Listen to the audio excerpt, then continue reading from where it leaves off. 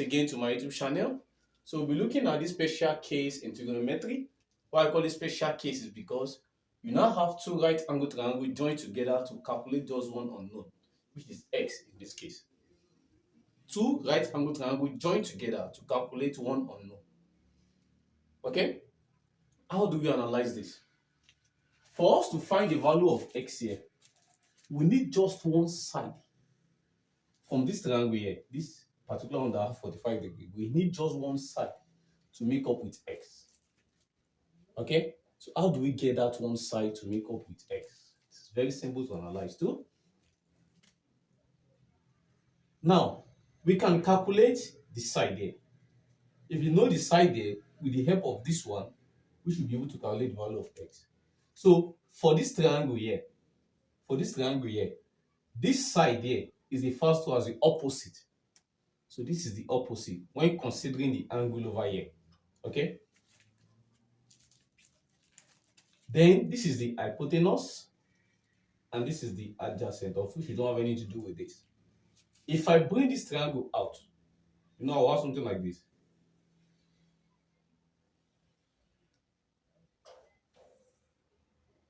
This is my opposite.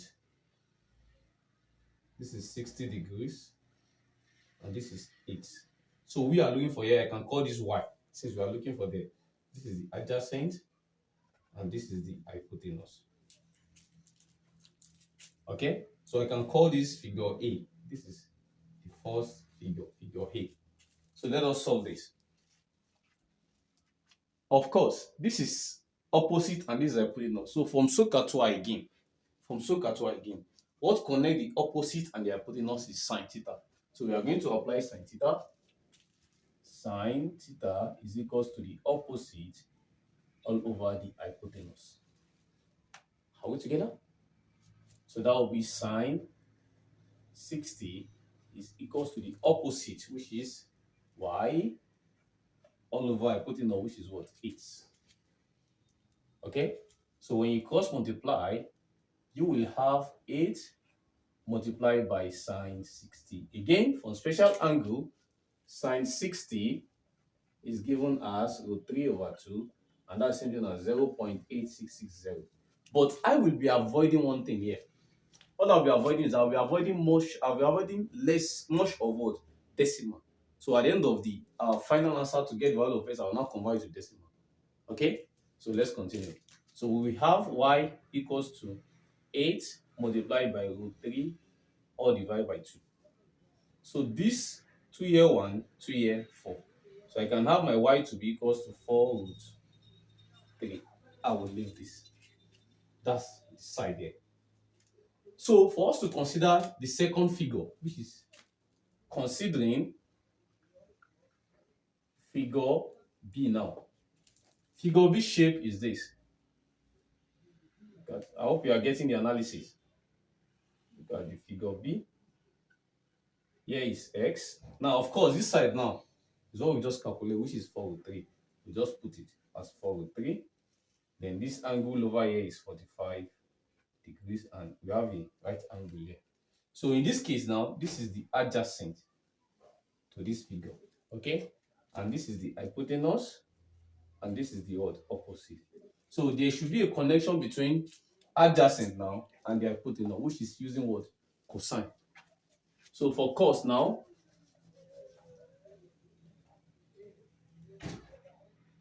cos theta is equals to adjacent all over the hypotenuse. Are you getting it? Good. So we have cos theta, which is what? 45 degrees, is equals to the adjacent, which is what? 4 root 3. The hypotenuse, which is what? X. So sine 45 and cos 45, they are the same, which is 1 over root 2. So when you multiply here, you will have x to be equals to 4 divided by 4 root 3 divided by cos 45 degrees. And I said, note, some special angle, cos 45 is equals to 1 over root 2. So if I replace this 1 over root 2 back into this equation here, I will have x to be equals to 4 root 3 over 1 over root 2. So by bringing them together, you end up having 4 root 3 multiplied by root 2 over 1, which is not useful there. Okay? So 4 root 3 times root 2 will give you x to be equals to 4 root 6. And 4 root 6 now, that's the major thing. 4 root 6, when you evaluate this in calculator, this will give you 9.7979. It's supposed to be 9.7979 like that, but there's a value that is approximable, so we can just simply say it as 9.7980. So we can still approximate to 9.8. So the value of x is 9.8. So can you see the step we follow?